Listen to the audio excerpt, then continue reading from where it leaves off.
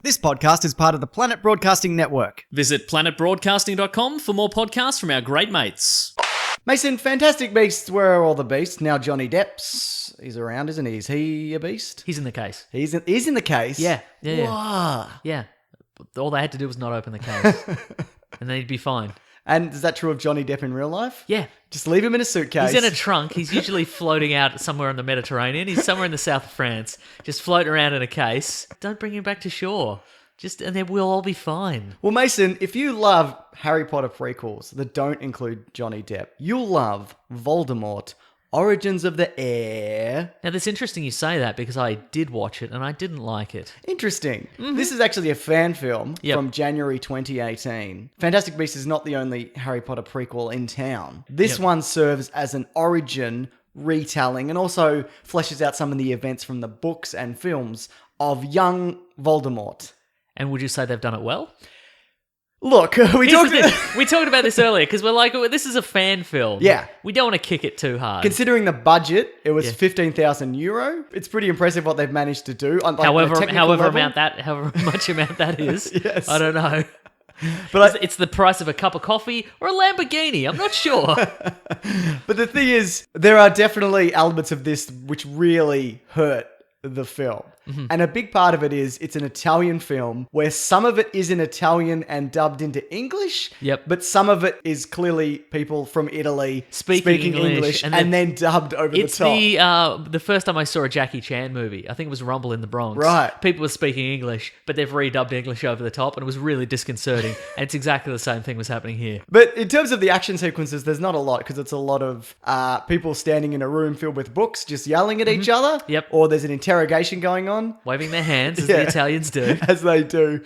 But there is an early action sequence of a woman breaking into a Russian magical ministry base. Facility, and she's after one particular thing. Which is interesting because there seems to be, if I didn't know better, I would say this was based on a video game because they've done the thing of any movie based on a video game where they attempt to insert video game tropes into it. They do a first person. There's a first person bit which doesn't look too bad, actually. Yeah. Mm-hmm. Yeah. I initially thought, speaking of the accents, watching this initially, I'm like, oh, this is kind of cool because it's a silent film. Yes, like it's gonna be a movie told entirely in action with no talking. But then there was talking. I feel like they could have done this I think if you edited this down, because it's 90 or so minutes. It's about 50 minutes. Yeah. It's too long for what's going on in it. I think there's probably 20, 25 minutes of, you could do like a silent film, get rid of the dubbing, or even just have it in Italian. Just be like, this is an Italian Harry Potter film. Yes. Yeah, that's fine. And just put the subtitles. None of the actors... Harry Potter pasta. That's right. It's a pot of pasta, eh? On the boil, eh? No, eh? Yeah, I get it. I get it. All the stereotypes. Yeah, you're right. Because, most fan films are like 15 minutes, if that. Yeah. So, it starts off with this woman breaking into this Russian Ministry of Magic. Mm-hmm.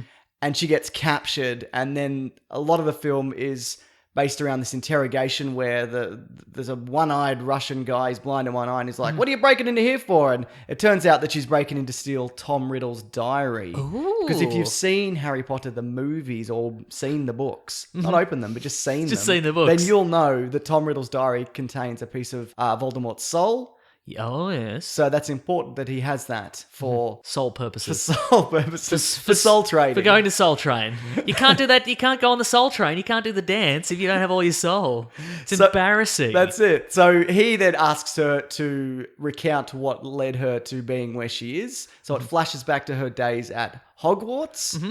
And in doing so, we cut back to Hogwarts, as I said. Story checks out so far. And she's replaced by a student version of her who looks about the same age as the adult version. But she's supposed to be like 12, right? Initially, she says, I'm just a second-year student or whatever at Hogwarts. So she's got to be like, how old are those kids? 12. Yeah, 12, right. 12 at the most. But she looks 24. She really does, And the woman that gets captured looks 24. They should have just kept the same She actor. looks like she's going to a sexy Harry Potter party. Right. So, and then we see Tom Riddle's origins at the school. And basically, there's 4 students, one of them being Tom Riddle, and each of them Wow, it started small, that school. It certainly did. I just wanted to say, just off the top of that, some of the dialogue would make more sense if they were child actors being children. But there's the opening sequence where she talks to 12-year-old Tom Riddle, and he's like, Quidditch is stupid. It's people chasing the ball, riding brooms is dumb. And it's like, yeah,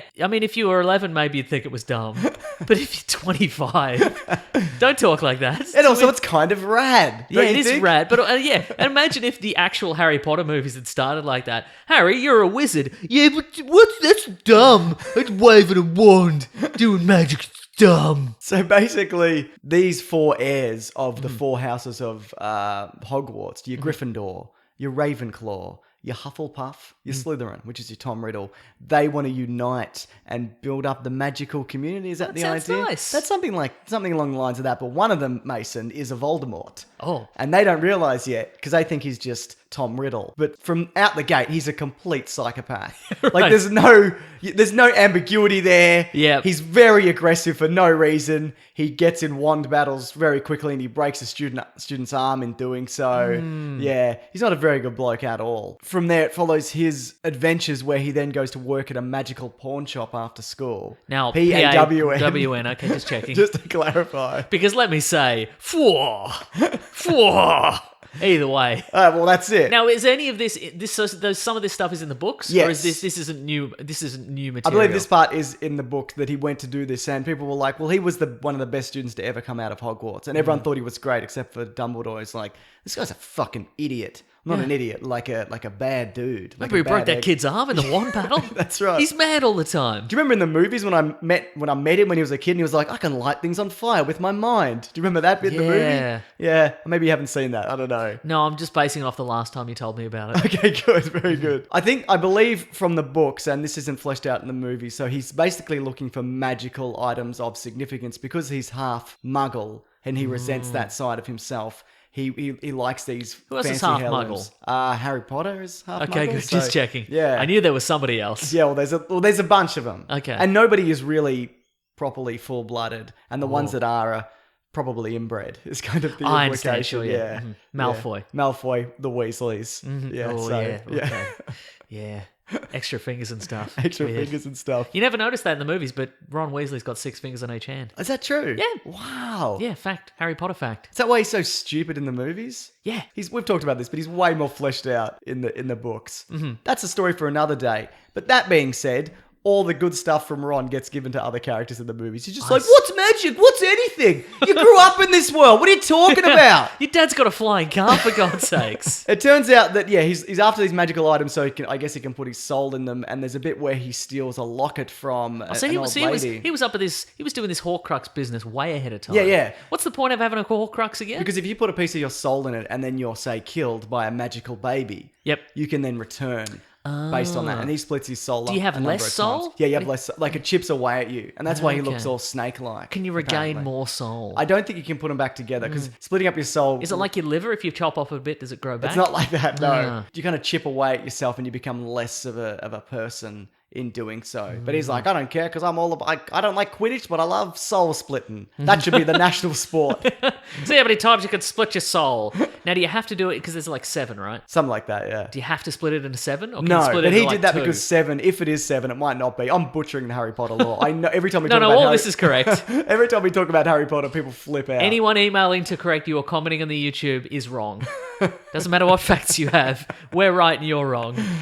But 7, if it is 7, is a magical number. That is a magical and that's number, why yeah. he does it. And I think nobody prior to him would split into 7 because it's too many. insane. It's Yeah, too many. right. But that locket, What you do is you split it into 2. One big bit, one little bit. like know? a snack for later. Yeah, like a snack for later. Sure, but that locket Yes. plays a big role in the final Harry Potter films, Right. And which you haven't seen. Haven't seen them. But it shows up and it's got a pretty decent chunk of his soul in it. And So you were and like, it "Ooh, taunts this is Ron significant." Weasley. It's very significant.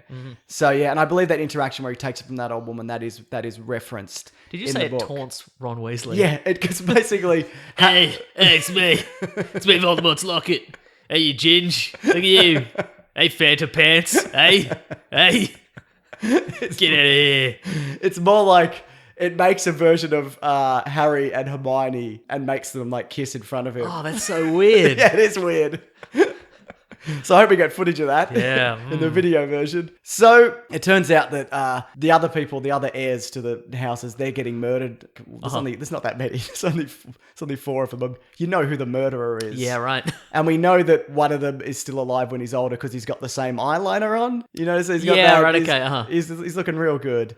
He's looking real 30 Seconds to Mars in that situation. After the woman recounts her story of how she wants to get Tom Riddle's diary because it's a part of his soul, she thinks, and blah, blah, blah. You remember that turns up in the second movie? Sort of. Yeah, well, it does. It's got like a piece of student Tom Riddle in it. Okay, yes. And then he summons a snake, you remember? Okay, I remember the snake. Don't you love summoning a snake? Yes. Yeah, you're a big fan. Yes. Summer's coming. It's time to summon a snake. 30 seconds of summoning a snake. What were we talking about before? So the Russian guy then decides to hand back the diary to the woman. Yep. And is like, listen, you seem like you're doing good work. And Russians, we're not all bad. I mean, sure, you broke in and you probably killed some of our probably guys. still killed some of those guys, yeah. Yeah. Killed some of our weird sock-headed men. That's right, yeah. And also, when they're sitting down and having the interrogation, it's not really hinted at, but it's fairly obvious that one of those 2 people is Voldemort. Right? You know, from the only question is who? Yeah, that's pretty much it. So it's the woman. It's not really the girl from the past. She's dead. She's been murdered. He's taken on her appearance, maybe using polyjuice potion or another magical method because he can do a bunch Literally of stuff. anything. Literally, Probably. yeah, that's right. A mirror, a sequence of mirrors. A rubber mask, whatever. Yes. He can do it all. So as she's leaving, he's like, "How did you know that we had the diary?" And she's like, "I didn't. Or maybe I did." And then she turns into Voldemort and he kills everybody. And they're like, "It's Voldemort! It's Voldemort!" Again, given the cost of it, which was either the cost of a cup of coffee or a Lamborghini. Yeah. They did pretty well, I think. Did pretty well considering. Some of it looks quite similar to those movies. Yeah, I don't disagree. Yeah. Yeah. And I think the things like the locket that they get, it looks pretty close to the one from the movie, if not exactly the same. Well, they probably bought it from the Harry Potter experience store. They probably would have from the Harry Potter So- experience store, yeah. So the major twist, though, I feel doesn't really... I don't really feel it resonated with me because I think I saw in the descriptions like, and maybe there's a twist along the way that'll yeah, shock you right. to So your you're core. spending the whole time looking for the twist. Looking for the twist, so yeah. Look, as far as fan films go, it's genuinely not bad. I think it just needs to be 20 minutes as opposed to 50 minutes. And maybe they could have put some snake makeup on that dude. That's all I'm saying. Or they could have given everybody ridiculous Italian accents. Sure, I would have taken that. Mm-hmm. Could you recommend this to fans of Harry Potter? Yes. I would say if you're a fan, it's worth checking out. But I'd say if you're a fan, you've probably seen it already. You've almost certainly seen it. It's You've been out certainly- for more than 4 minutes, so you've seen it. You've yeah. certainly seen our summary of it, which we just did. That's right. Yeah, but all in all, I would say, considering the budget, considering it's in Italian and English and dubbed and other things, considering they got a pretty good looking locket, considering there's a house elf in it, which looks decent, that's a hard thing to pull off, then all these things add up to a thing that was made. You're not wrong. Kudos! Major coods. Mage Coods. This has been Caravan of Garbage. There's actually a video version which you can check out. You can see all the pictures if you can imagine that. You don't need to though. You can just check them out. We also have a podcast called The Weekly Planet where we talk movies and comics and TV shows. That's out every Monday, and there's videos here every Sunday, Tuesday, Thursday. Why don't you bloody check any of them out? Do it, please. Look, we're not asking, we're begging. We need the views. And if you've got anything to recommend for Caravan of Garbage, whether it be a comic book, a fan film, a movie, a video game, A Harry Potter fan film, yeah, an Italian one, yeah. badly dubbed. If there's another one, we'll do it. We'll do it, yeah. Can't get enough. Can't get kind enough. of addicted now. Yeah, yeah. Why isn't there another one right now? Good question. But thanks for watching this. We appreciate it. Grab that gem, you guys. We'll see you next week. Goodbye. This podcast is part of the Planet Broadcasting Network. Visit planetbroadcasting.com for more podcasts from our great mates. I mean, if you want. It's up to you.